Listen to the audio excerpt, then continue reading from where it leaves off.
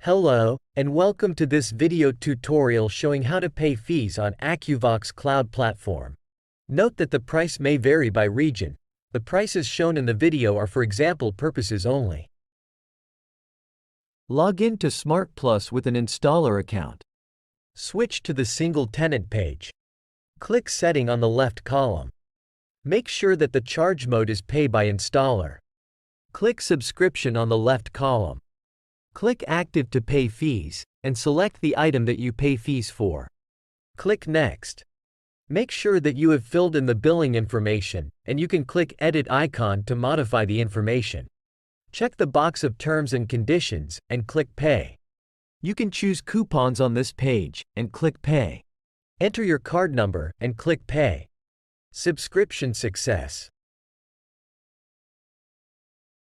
If you are a multi-tenant installer, click the Edit icon of the desired community. Make sure that the charge mode is Pay by Installer. Click Subscription. Click Active, and select the item that you pay fees for. Click Next. Make sure that you have filled in the billing information, and you can click Edit icon to modify the information.